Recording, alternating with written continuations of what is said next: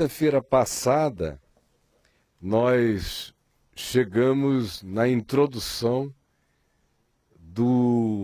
da dimensão da ansiedade como sendo uma das realidades mais prejudiciais à vida do discípulo.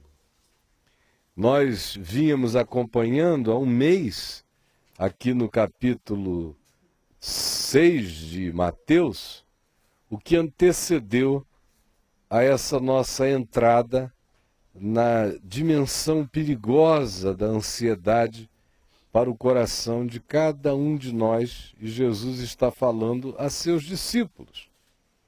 Portanto, nos ensinando e nos advertindo de que o discípulo não está isento de viver o drama da ansiedade com as suas consequências. Assim como não está isento de viver nada do que o Evangelho advirta como sendo antivida contra a própria realidade, contra o projeto de ser que o Evangelho nos apresenta. Mas nós ficamos um mês encadeando essa sequência.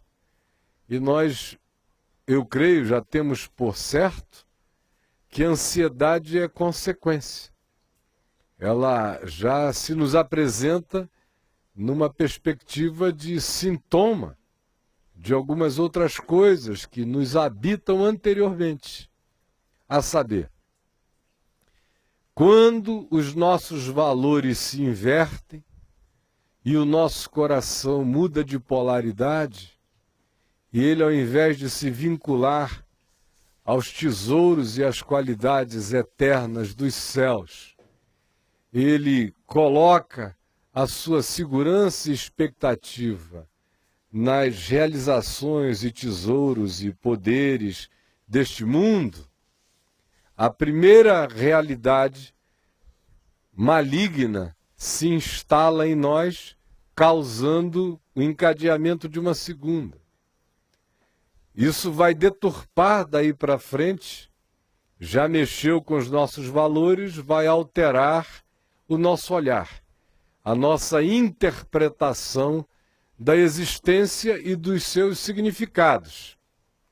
Daí Jesus dizer, tome cuidado, para que desse ponto em diante o seu olhar não tenha ficado pervertido, a ponto de que aquilo que lhe foi dado como graça de luz, de entendimento, que é a percepção, não se transforme em luz negra, em luz das trevas, porque aí que grandes trevas serão.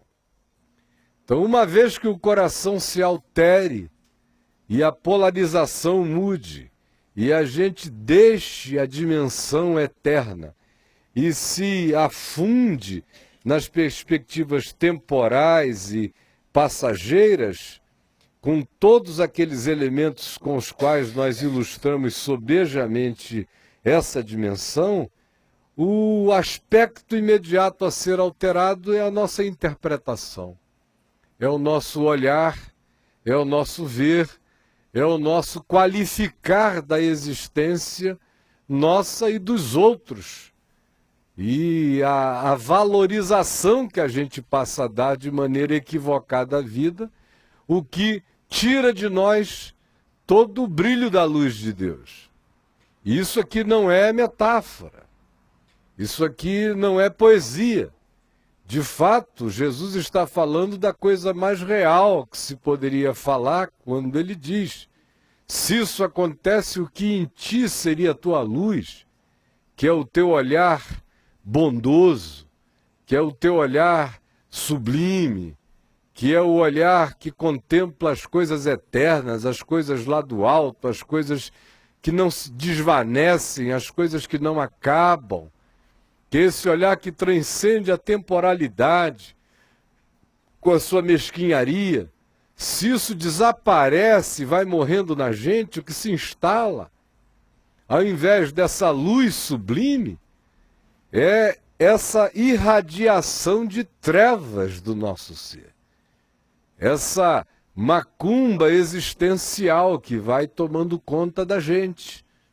E como eu disse, eu repito, não se está falando de nada a ser considerado poético, nem metafórico. É real e é concreto. Quem tem uma interpretação da vida segundo o amor de Deus, segundo o olhar de Deus, segundo a eternidade, esse é um ser que, falando uma linguagem bem contemporânea, espraia, esplandece uma aura de luz incandescente, que é a luz sublime de Deus irradiando de nós, que anjos e demônios detectam, e seres humanos são afetados por ela para o bem, ou são provocados pela presença dela de maneira antagônica quando se colocam numa posição de odiar a luz de Deus. De um outro lado, a gente pode emanar toda sorte de treva densa do nosso ser, se o nosso olhar se perverte, se ele se afunda, se ele se enterra, se ele se materializa. E aí vem o próximo elemento, que é quando Jesus dá praticidade a isso, dizendo que essa perversão do sentido de valor da nossa interioridade, da nossa mente, do que vale e do que não vale, afeta o nosso interpretar e manifesta qual seja o nosso culto no existir. E é quando ele fala que ninguém pode servir a dois senhores. Foi o que amplamente eu também falei na quarta-feira anterior a respeito disso, e dizendo que nesse ponto aqui ele entra no aspecto mais prático, quando a gente estabelece o nosso culto na vida. Ou a gente cultua a Deus, ou a gente cultua as materialidades com as suas falsas seguranças. Embora em quartas-feiras anteriores eu tenha dito que isso não deveria ficar circunscrito e preso apenas ao elemento pecuniário e financeiro, que existem muitas formas de poder.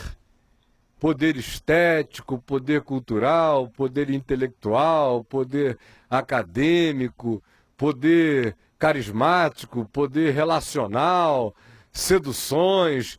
Todas essas coisas fazem parte desse arcabouço de poder, mas nada encarna isso de maneira mais veemente do que o dinheiro. O dinheiro é o sinete da desgraça de todas essas manifestações de poder. Nós passamos uma quarta-feira inteira olhando o que Paulo diz sobre isso, escrevendo a Timóteo, vimos outros textos bíblicos, e na quarta-feira passada eu também, retrasado, eu entrei por aqui, mostrando o elemento cultico, essa demanda de adoração que a materialidade reclama, especialmente na sua forma mais básica, mais cobiçada, mais entranhavelmente capaz de nos penetrar a todos. Porque praticamente não há nenhum ser humano que, de um modo ou de outro, não seja altamente seduzido pelo poder de divindade que Mamon, que o dinheiro carrega. Daí se dizer que o amor ao dinheiro é a raiz de todos os males. E aí na quarta-feira que nós paramos, eu introduzi dizendo que Jesus, a partir daí, nos encadeia esse processo dizendo: por isso vos digo. Ou seja, tem causa e tem efeito. As causas são essas anteriores. Perversão essencial dos valores, que gera uma perversão essencial das nossas interpretações e que produz uma perversão da nossa adoração, do nosso culto.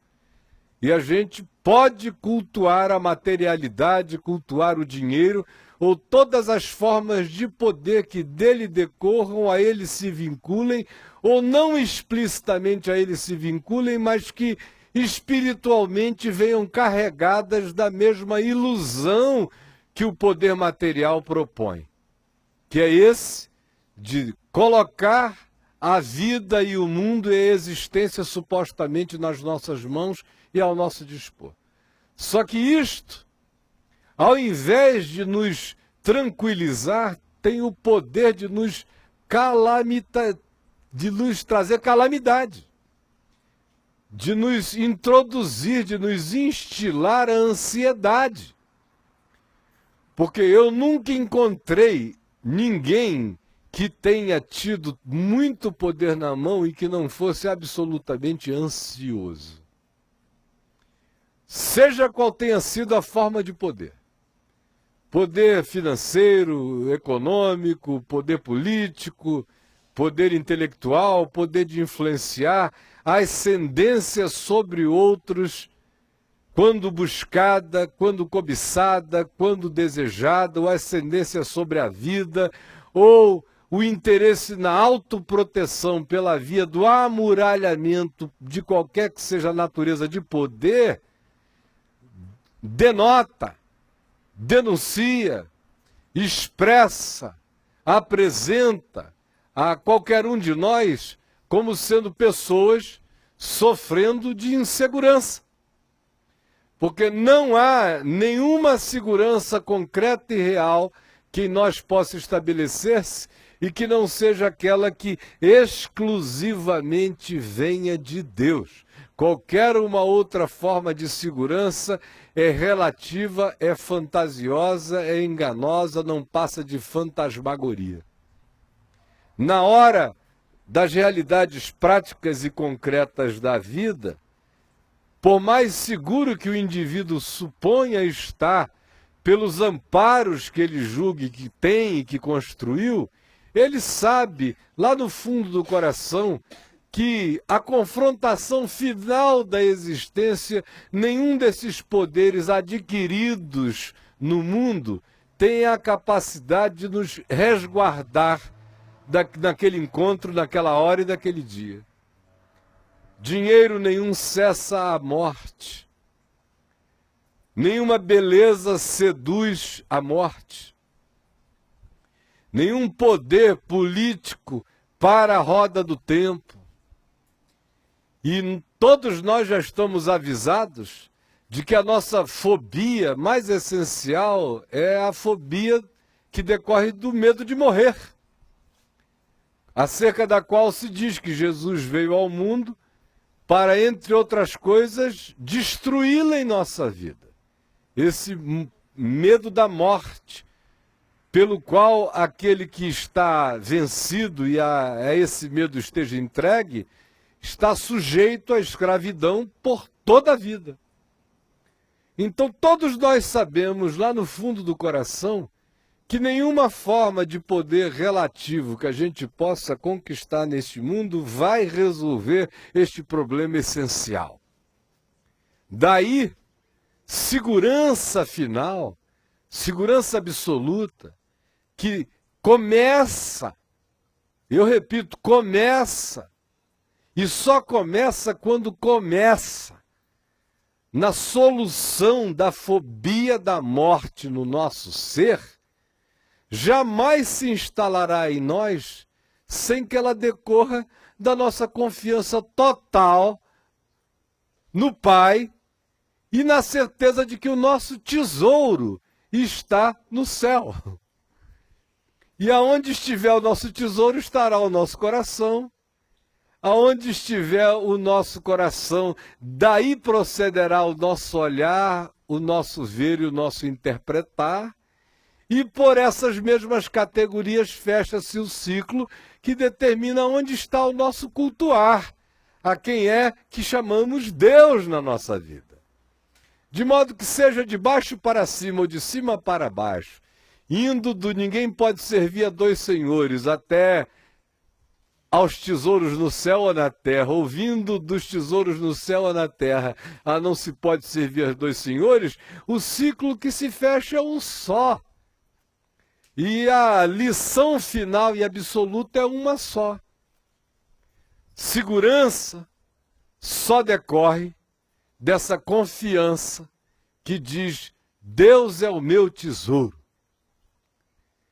Meu coração chama de meu tesouro aquilo que não está quantificável na presente ordem de coisas, mas habita o meu Pai que está nos céus em toda a herança de glória e de ser que Ele tem para mim. Isso muda toda a minha interpretação da vida.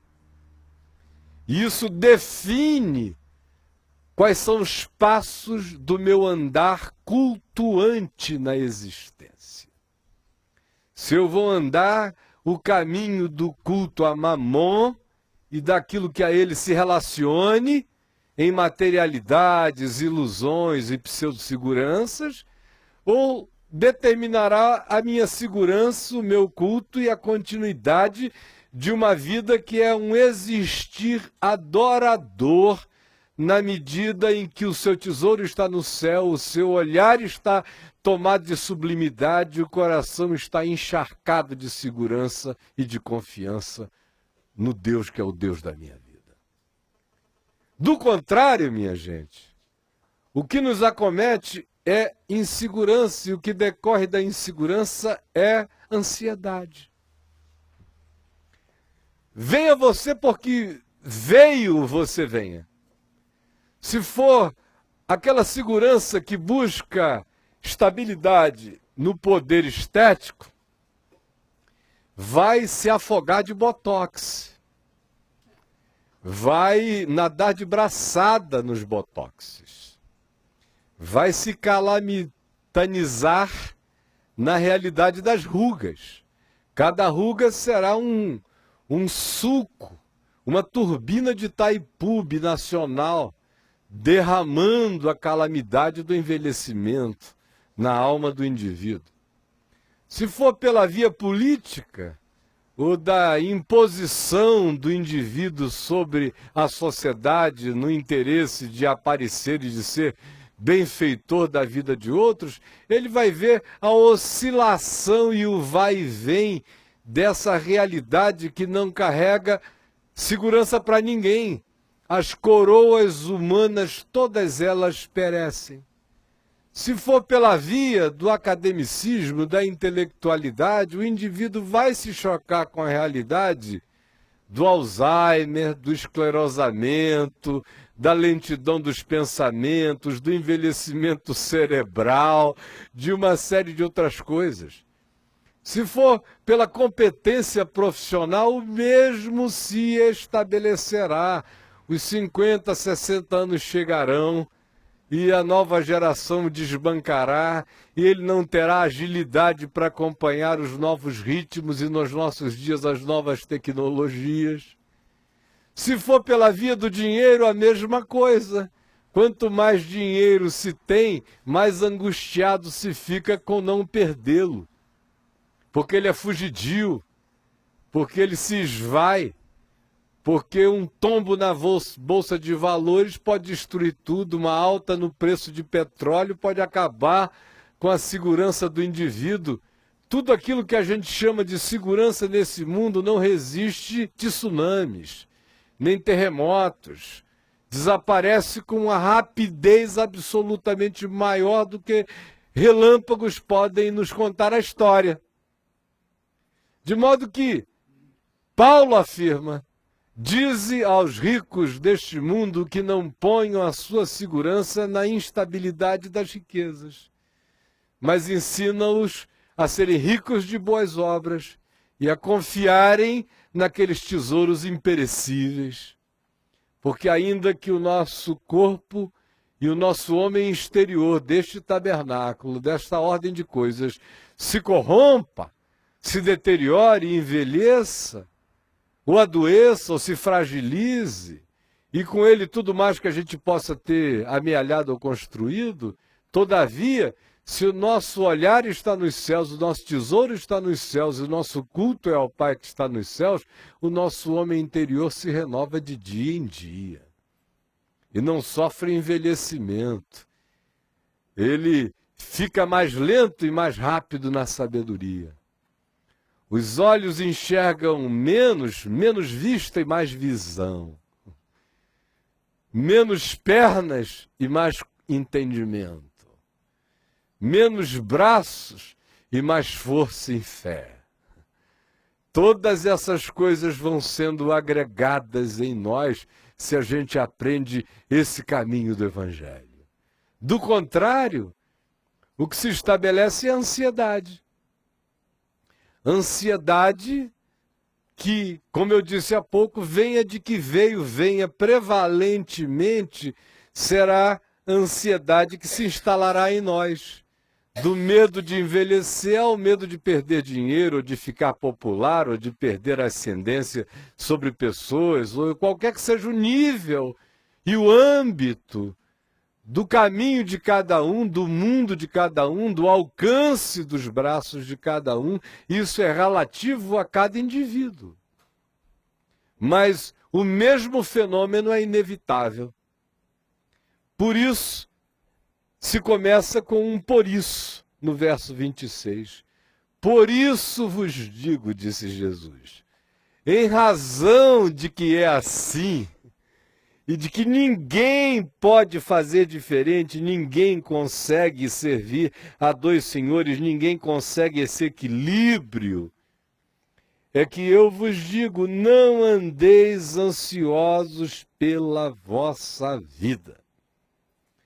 E nós vimos na última reunião que tivemos, como a ansiedade pela existência provoca toda sorte de coisas ruins.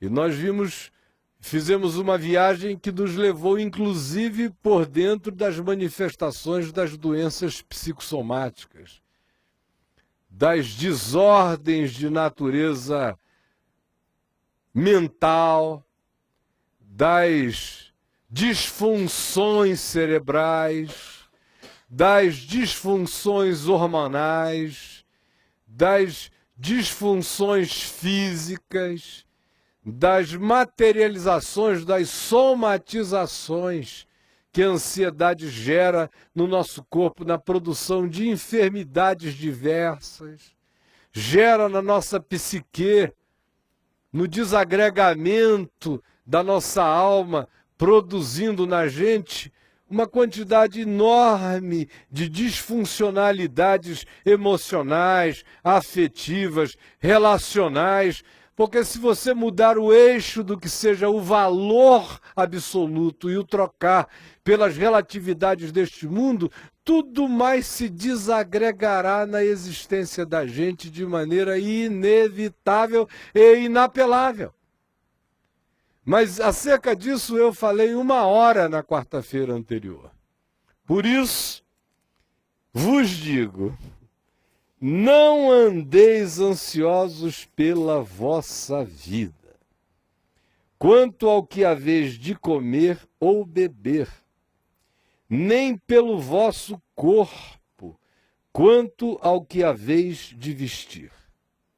E aqui, Jesus faz uma diferenciação fundamental para nós, que é aquela que nos relaciona a vida ao elemento imaterial, que aqui aparece como psique. É a palavra grega usada aqui no Evangelho para definir vida nesse momento. Não andeis ansiosos pela vossa alma. Porque a alma, que muitas vezes no Novo Testamento é sinônimo de espírito, em alguns lugares não, em outros lugares sim, depende muito do contexto, é esse elemento de imaterialidade que faz a ponte entre a dimensão absolutamente intangível, que para fins pedagógicos nós chamaremos de espírito, e as dimensões da tangibilidade, que a gente chama de corpo. Sensorialidade.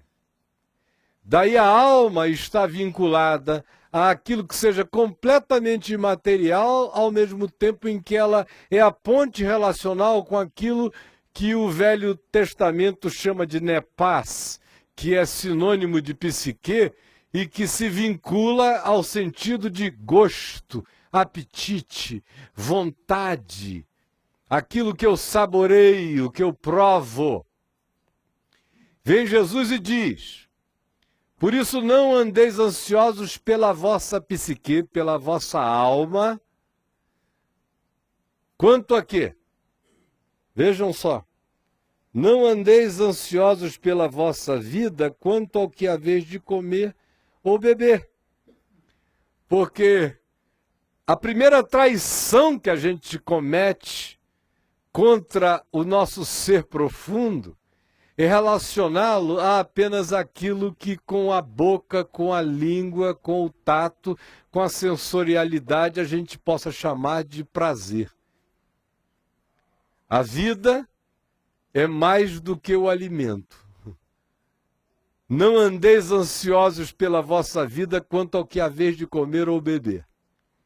Aí a gente fica logo pensando que Jesus está dizendo ali, não se preocupem em comer. E não é disso que ele está falando. Ele comia todo dia. E quando ele via pessoas com fome, ele levava a sério. Multiplicou alimentos. E ele diz que o critério final pelo qual nós vamos ser julgados, entre outros, é se nós valorizamos e respeitamos e reverenciamos e tratamos como coisa santa a necessidade do ser humano comer e beber. Eu tive fome e me deste de comer, eu tive sede e me deste de beber. Então ele não está menosprezando essa dimensão. O que ele está dizendo é, não pensem que a vida, que o alimento da alma consiste nisto. Nem só de pão vive o homem, mas de toda palavra que sai da boca de Deus. Cuidado, portanto, quando a vida perde a dimensão sublime e transcendente e da imaterialidade que se alimenta da verdade, do amor de Deus, da graça de Deus, e se condiciona, se limita, se confina apenas àquilo que na alma seja pulsão de apetites. Porque se isso acontecer, você perdeu a âncora que salva você da ansiedade.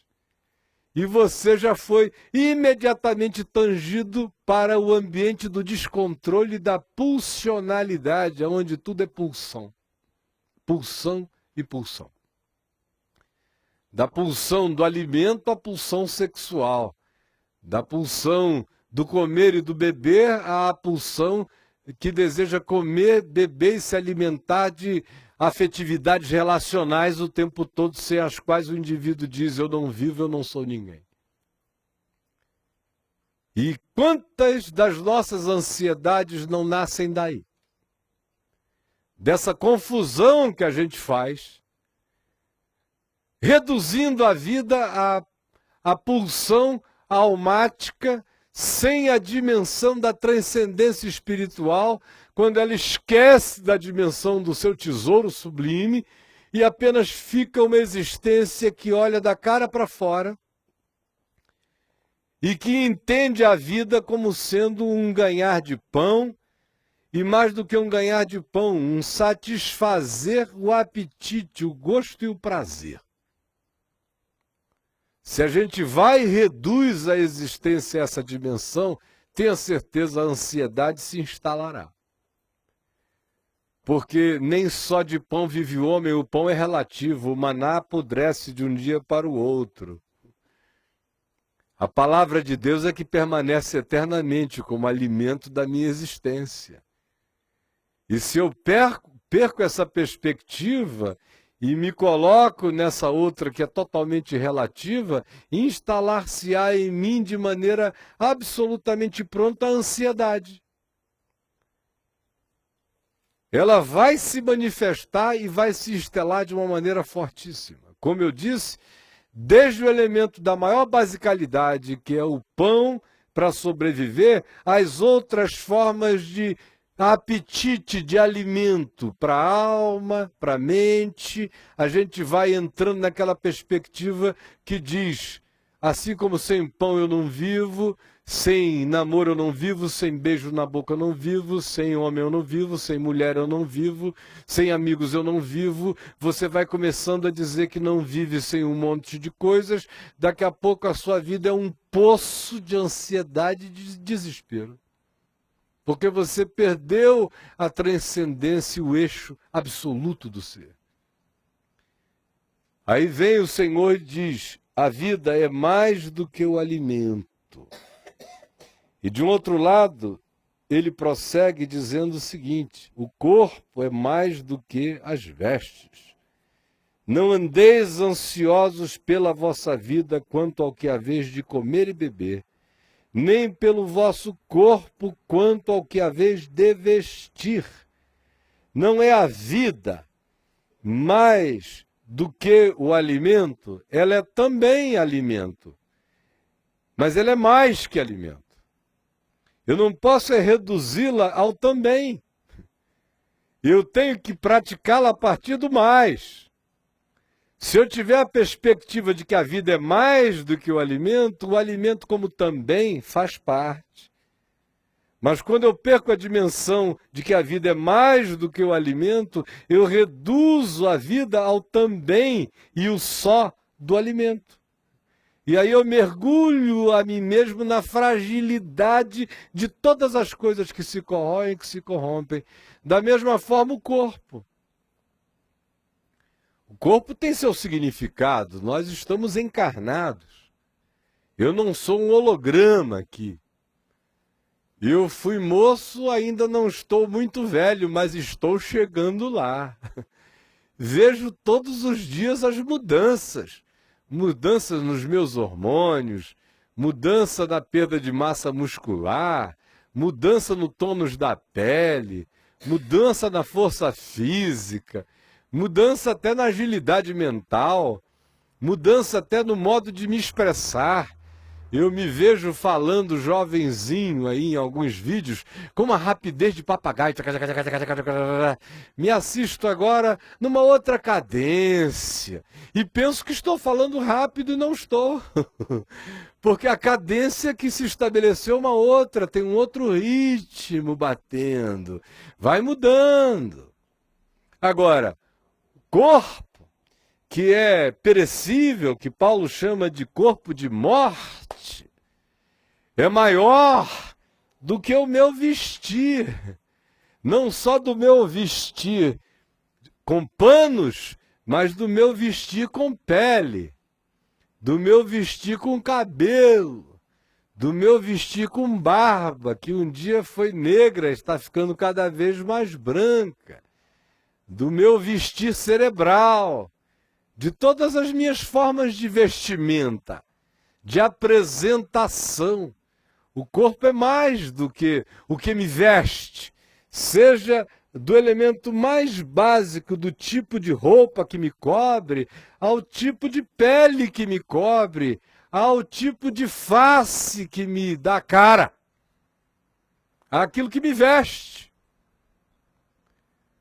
Assim como a vida é mais do que aquilo que eu como, o que eu como alimento faz parte do meu também existencial, mas não é o meu mais existencial, do mesmo modo o meu corpo.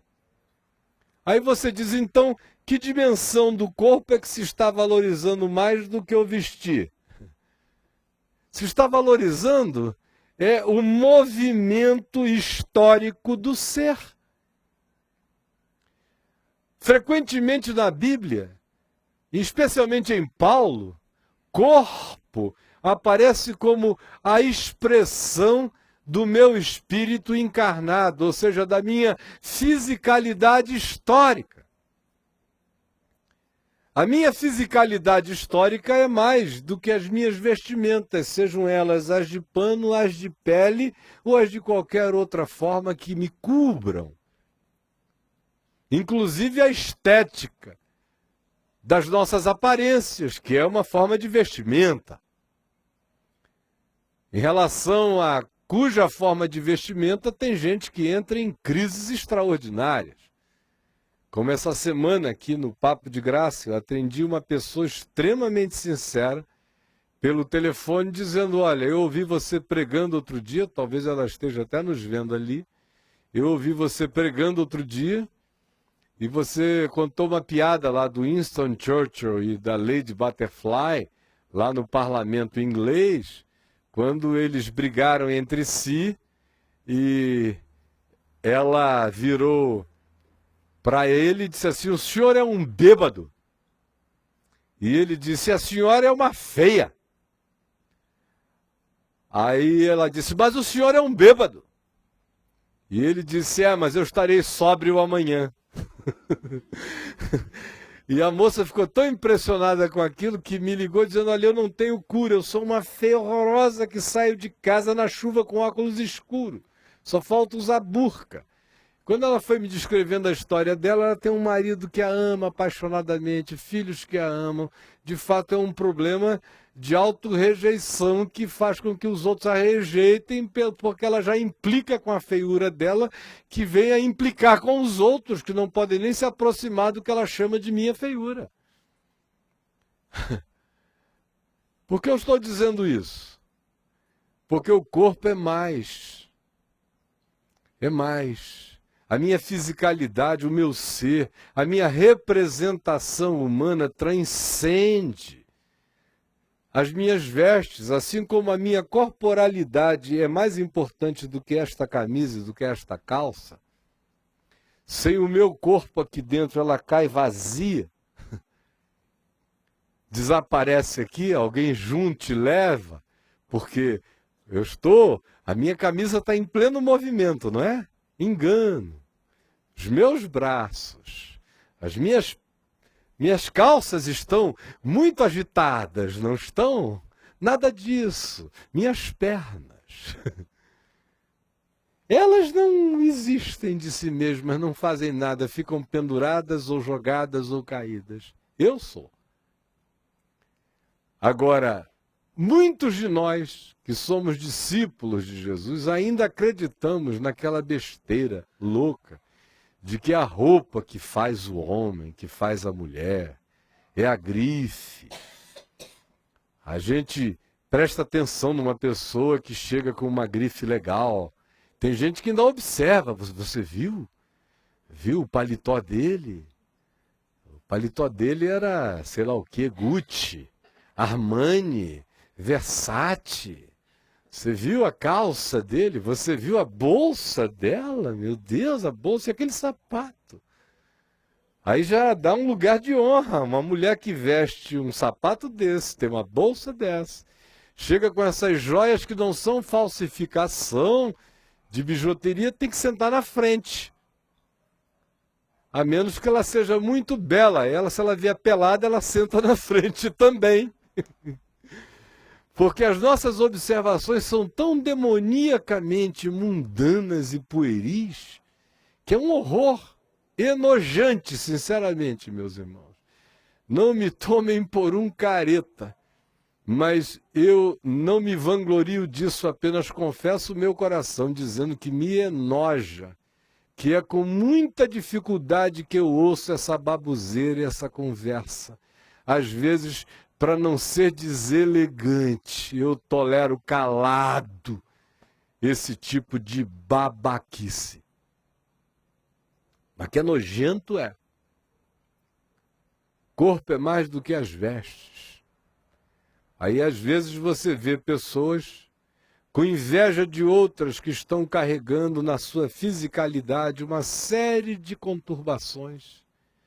Estão somatizando pela ansiedade problemas na pele, estão somatizando pela ansiedade disfunções, desconexões emocionais, estão realizando desorganizações mentais pela ansiedade, mas é uma desorganização mental muito cheirosa, muito bem vestida, muito cheia de babilaques caros, que sai de carros de marcas e de preços importantes, que é um outro modo de vestir, é o carro.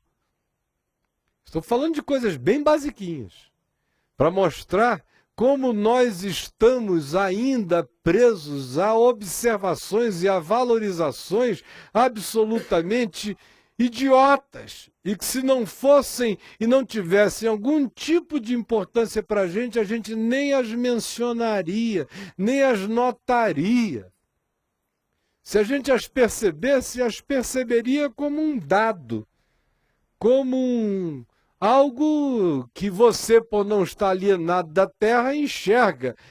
Mas se você estiver mesmo completamente livre disso, outros até terão que mostrar a você, porque do contrário você passa a batida e nem vê, porque o seu sentido do que seja importante é tão outro, que isso aí simplesmente foi deletado do seu mundo de importâncias até observáveis.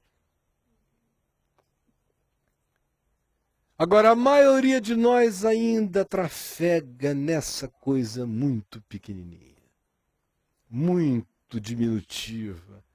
Ainda que a gente tente se distanciar dizendo que é importante para outros, mas para nós não é importante para nós, mas a gente observa que é importante para outros o dia inteiro. Significando que a gente dá importância àquilo que esses outros julgam importante relacionado a isso. O que mostra que existe um vínculo entre nós e a desimportância dos outros o tempo todo. O que atribui negativamente uma atração nossa pela desimportância da coisa que a gente confessa sendo desimportante, mas é importante o suficiente para que a gente a afirme o tempo todo. É tudo de uma sutileza extraordinária, mas está presente em nós. O corpo, o elemento de historificação do ser é mais do que o vestir. É mais do que o que nos camufla, é mais do que o que nos conduz, é mais do que as grifes que nos marquem, sejam elas de que natureza sejam. Agora, veja o tipo de ansiedade, da mais pequena e mais mesquinha até as outras mais grandiosas que se instalam na gente em razão dessas coisas. Da aflição que, por exemplo, causa não estar adequadamente vestido para a chegada de uma determinada pessoa.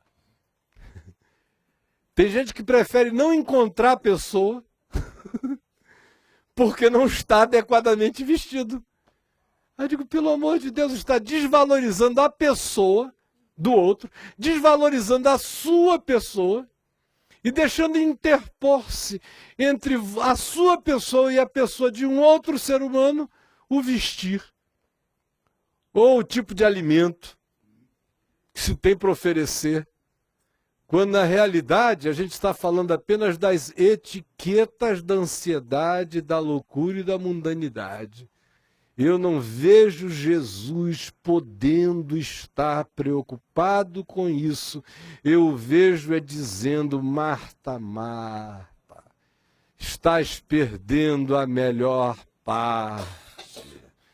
Ocupada com o que não é, ao invés de te concentrares no que é essencial. Essas outras coisas fazem parte de pompa e circunstância. Agora, tem a ver com a mundanidade das observações humanas, porque o que vale mais? A pessoa ou aquilo que a ela se possa oferecer quando não se tenha para oferecer? Quando se tem, se oferece. Agora, quando se não tem, sonegaremos a nós e a outro a bênção do encontro apenas porque entre nós faltou a mediação glamourosa? Deixaremos de nos apresentar ao encontro humano apenas porque a pavonice da vestimenta, segundo a etiqueta, as etiquetas não seja adequada? Que confissão estamos fazendo sobre o valor do outro, sobre o valor da gente, com essa hipertrofia da mediação, do que a gente põe entre nós e o outro, às vezes evitando o encontro? Sinceramente, você pode dizer que essa é uma despreocupação de homem. Eu lhe digo que essa é uma despreocupação de Jesus. Aí você diz, mas Jesus é homem, é mais do que homem. É o Filho do homem, é a síntese de todos os homens e de todas as mulheres, é a mente de Deus, é a mente de Cristo, é o valor absoluto para existir em cada discípulo homem, em cada discípula mulher. As demais coisas, se elas existem, se elas não estão disponíveis, não estão. Mas à luz do Evangelho me diga se é possível eu evitar o encontro humano por causa da vestimenta.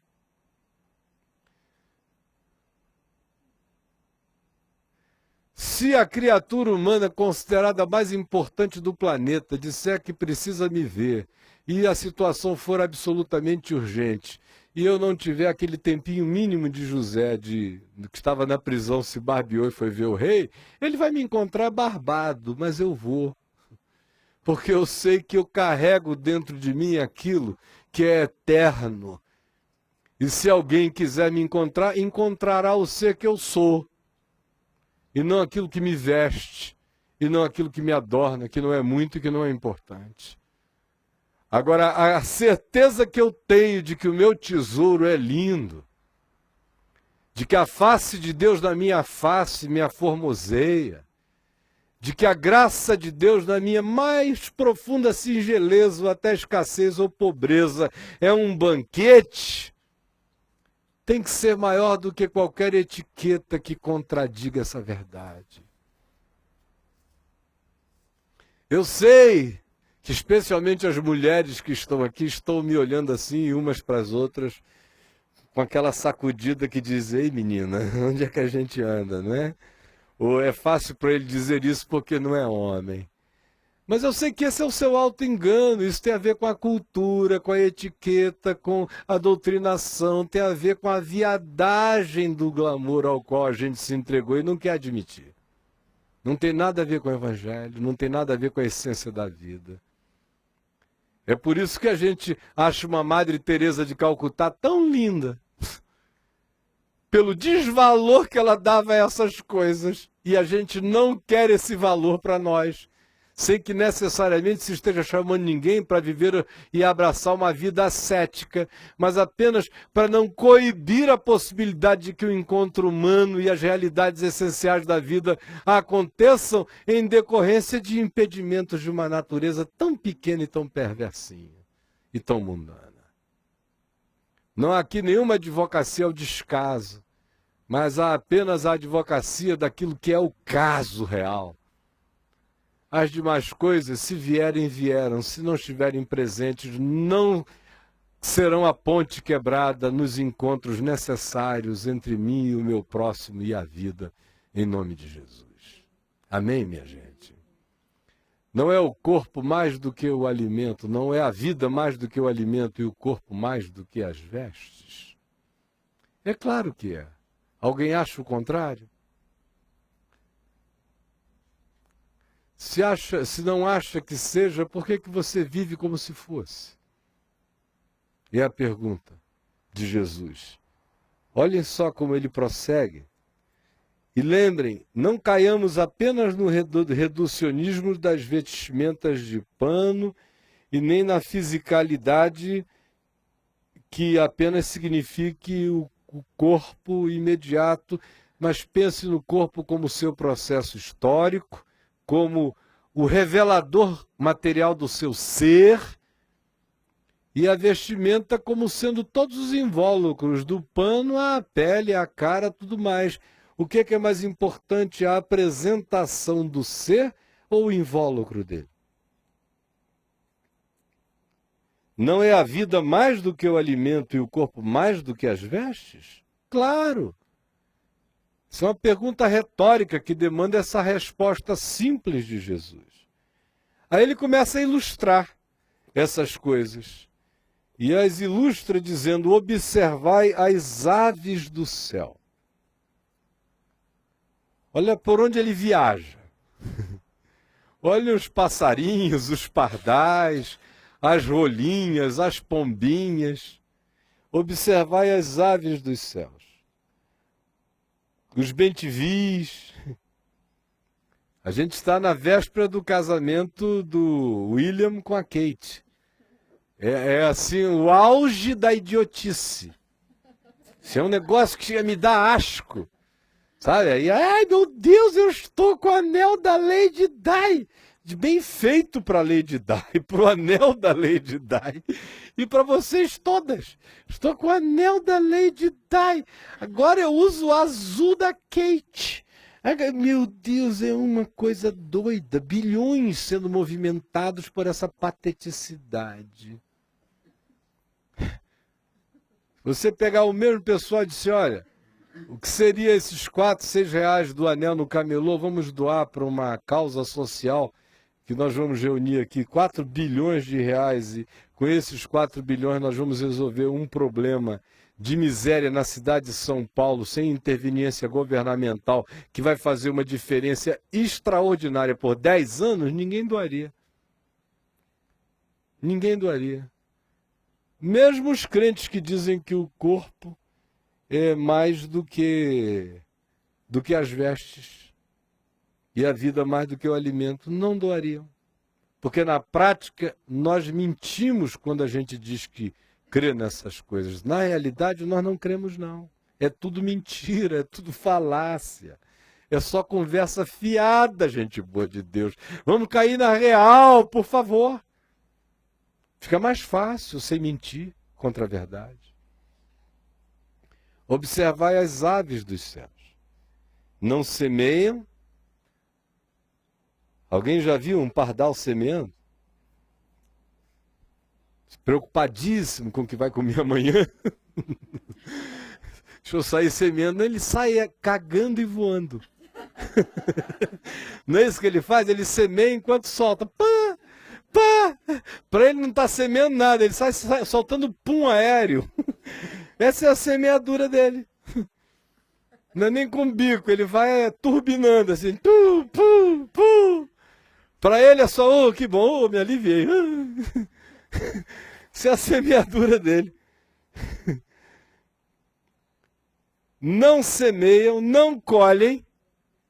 Eu nunca vi eles se organizarem para sair colhendo. Chegou o mutirão dos bem-te-vis para colher, o mutirão dos periquitos em organização militar para colher as mangas.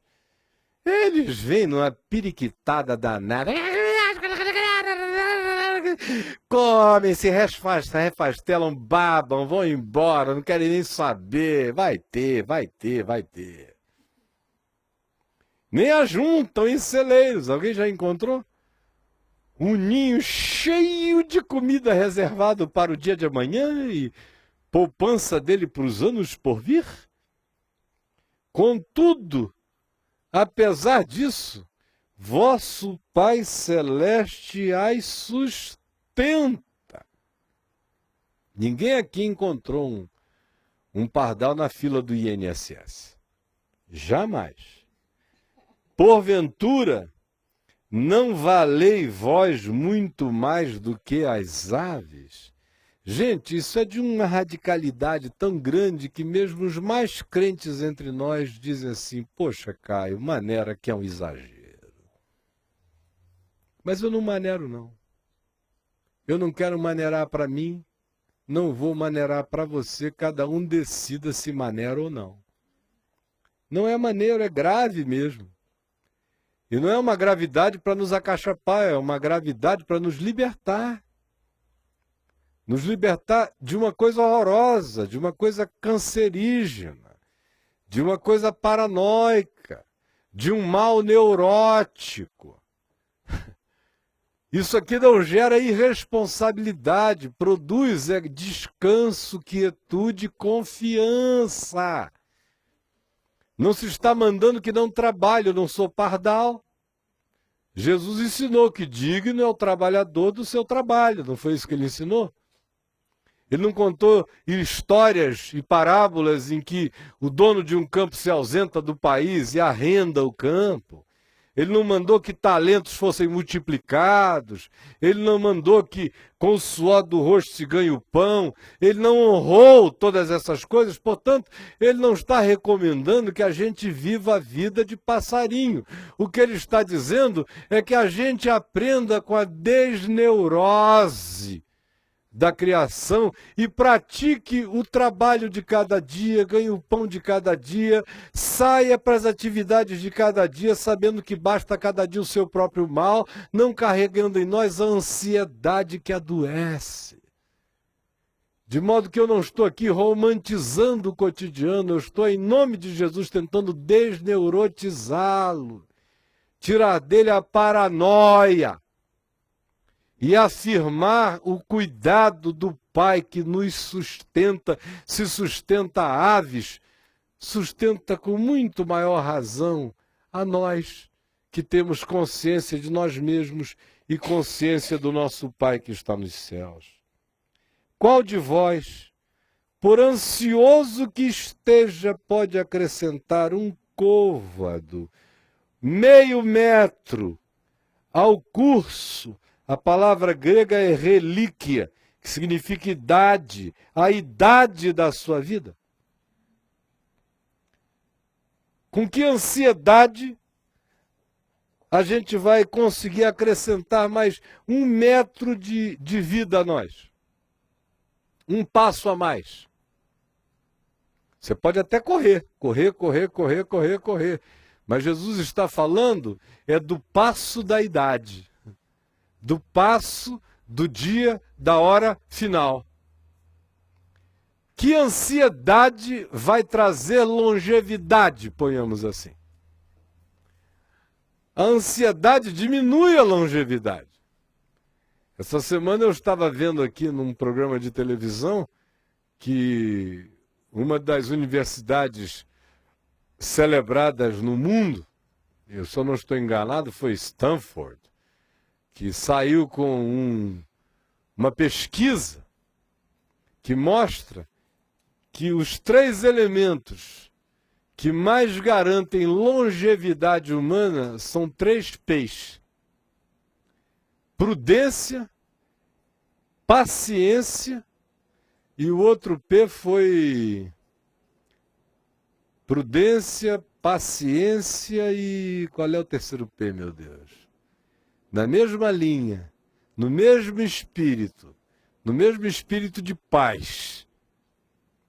São os 3 elementos em mais de 3.000 pessoas pesquisadas, a vida inteira, do nascimento até a morte, uma pesquisa de décadas, mostrando que as que viveram mais tempo foram as que se revestiram de prudência, de paciência e de perseverança.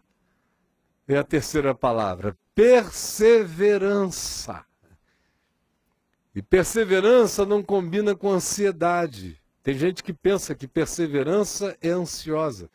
Perseverança é pacífica, ela é só resistente, contínua, vai adiante, é esperançosa.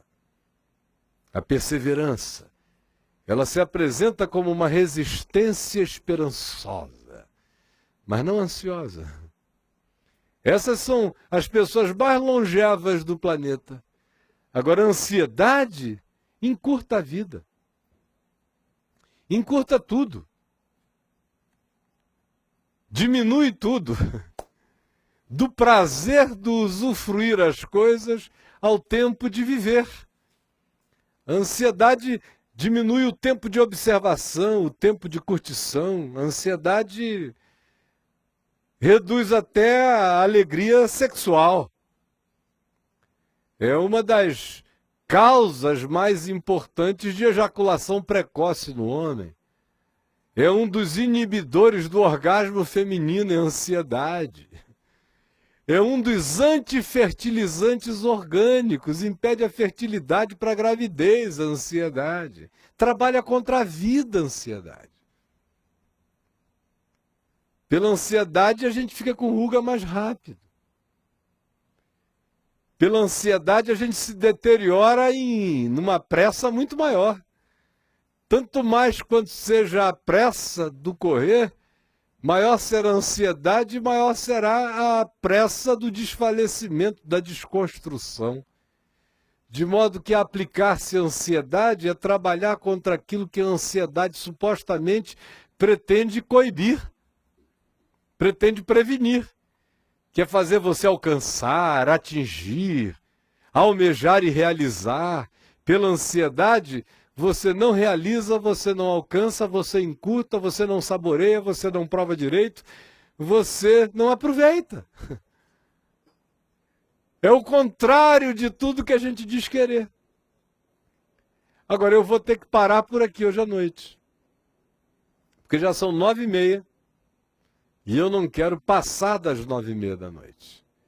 Então, na quarta-feira que vem, eu quero prosseguir exatamente desse ponto, daquilo que a ansiedade desrealiza na sua fantasia de realizar por nós.